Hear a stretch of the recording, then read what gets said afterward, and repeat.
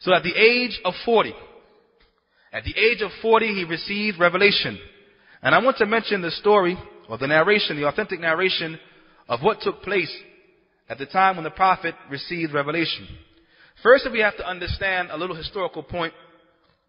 The Prophet Muhammad had grown he grew very upset with what he saw going on in his society. You have to remember, this was a society that worshipped multitudes of idols. It was a society that had fornication rampant.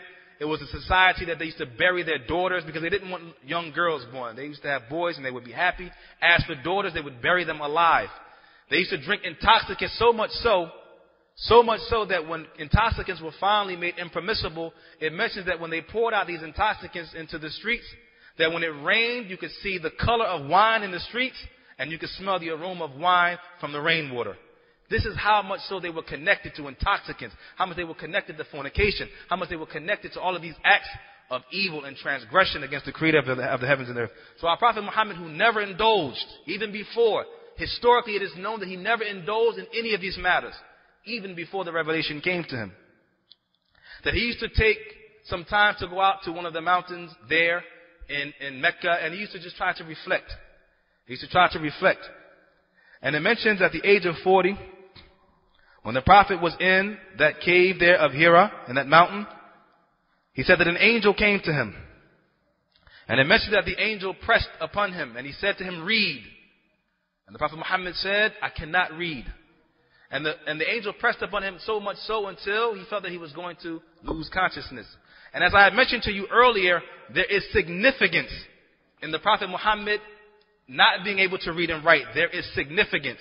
And that is because all that he brought from knowledge and understanding in the Quran, and of human understanding, and of the workings of the heavens and the earth, and of the seas and the likes of these matters, all of this could not have come except from revelation, as he could not read nor write. So there's historical significance and religious significance in him being illiterate. So the angel said to him, read. And he said, I cannot read. And this continued until he said, read in the name of your Lord who created everything, created mankind from a clot of blood. Read, and your Lord is most generous. So again, from the first ayahs that were revealed to our Prophet Muhammad was about how the human being was created from the blood clot or from the sperm cell and the likes of this. And then after this, the Prophet Muhammad went back to his wife Khadijah. And he was a bit upset. He didn't understand what had happened to him. He was a bit concerned about himself. This was a tremendous thing that had just happened to him. So he asked his family to cover him up. So he was covered. And he said to his wife Khadijah, he said, I'm a bit concerned. Listen to what Khadijah says. Khadijah said, never. I swear by Allah, Allah would never disgrace you. Listen to the attributes of Prophet Muhammad. She said, you keep good relations with your family. You help the poor and the destitute. You serve the guests generously. And you assist anyone that comes down with a calamity. Listen to those attributes of Prophet Muhammad. This is before the revelation. He was a man who kept good relations with his family. He aided the poor, those who didn't have wealth. He used to give them whatever he could. He used to serve guests and people who would travel, visitors. He would take care of them. And he would assist anyone who a calamity had affected them. This is the character of a noble man. We hear in the media so much that they try to connect to the person of the Prophet Muhammad. And they try to connect the likes of what is going on the earth from murder and mayhem. That these people who are not following Prophet Muhammad in truth, they are not following Prophet Muhammad in truth. Their character is far away from the character of Prophet Muhammad, peace and blessings be upon him. After this, Khadijah, his wife, took him to her cousin. Now, in trying to wrap up the talk, as the brothers have mentioned, that the time is running short on us, I want to mention before we finish, it's very important that I mention another authentic narration with regards to the person of our Prophet Muhammad, peace and blessings be upon him. There comes in this narration the story of one of the Arabs from the Arab tribe known as Quraysh, the tribe of Quraysh, which was the tribe that the Prophet himself came from. His name was Abu Sufyan ibn Harb, who later on, not at this time, but later on became a Muslim. He accepted Islam later on. But at this time, during the time of this narration, he was not a Muslim. Rather, he was from the heads of this tribe who was actually in opposition to Prophet Muhammad and that which he was calling to. So Abu Sufyan and some of the tribe of Quraysh were actually upon a travel, and they were doing some business in the area of Sham. And Sham is now today what is Palestine and Jordan and Syria, that particular region there in the Middle East. And this was under the authority of the Roman Empire. That Abu Sufyan and some of his companions, as we mentioned, were upon a travel, and they were doing some business in this area of Sham, which was under the authority of the Roman Empire at that particular time. And it mentions that Heraclius, who was the Caesar or the head of the Romans, not Hercules, but Heraclius, this is two different names. Heraclius said when he heard that a tribe from amongst the Arabs from the Arabian Peninsula, when he heard that they were in his region, he called that they should be brought to him because he wanted to ask them. As he was a person who studied the Christian scriptures, and so he was interested in finding about Prophet Muhammad, who was mentioning that he was a prophet in the Arabian Peninsula, or calling that he was a prophet in the Arabian Peninsula. So he wanted to ask Abu Sufyan and them with regards to what was going on with Prophet Muhammad, peace and blessings be upon him.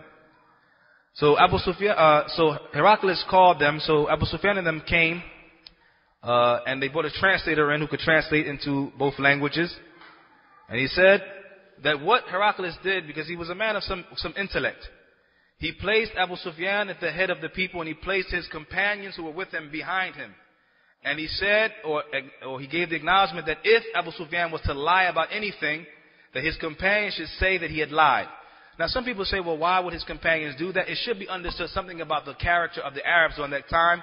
They were people of strong character or strong manhood, and to lie was seen as something that would break one's honor. It wasn't honorable to be known as a liar. So they would have shown that their companion had lied if he had lied.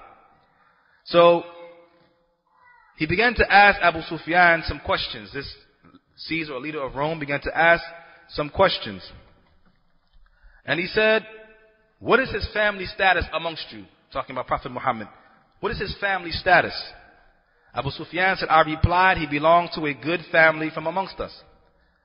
Heraclius then asked, has anyone amongst your people ever claimed to be a prophet before him? Abu Sufyan said, I replied, no. He said, was anybody amongst his ancestors a king? Abu Sufyan said, I replied, no. Heraclius said, do the noble people follow him or the poor people? I replied, it is the poor people who follow him. Heraclius said, are his followers increasing or decreasing? Abu Sufyan said, I replied, they are increasing in number. Heraclius then asked, does anyone amongst those who embrace Islam, do they become displeased with the religion and apostate? Do they leave Islam after entering it? Abu Sufyan replied, no, they don't leave after they become Muslims. Heraclius said, have you ever accused him of telling lies before? Have you ever accused this man Muhammad of being a liar before he claimed to be a prophet? Heraclius said, no, he has never been known to be a liar. Heraclius said, does he break his promises?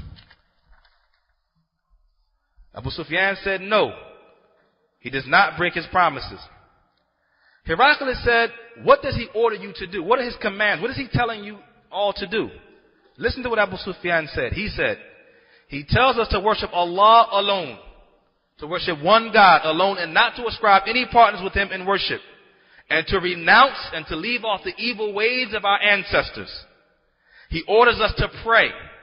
He orders us to speak the truth, to be pious and chaste, to protect our private parts, and to keep good relations with our families. Now, before continuing this narration, who doesn't believe in this? Who doesn't believe that these are good and noble things that the Prophet is calling to? This is what the religion of Islam calls to. This is what Prophet Muhammad was calling to. This is what Abu Sufyan, who was not a Muslim,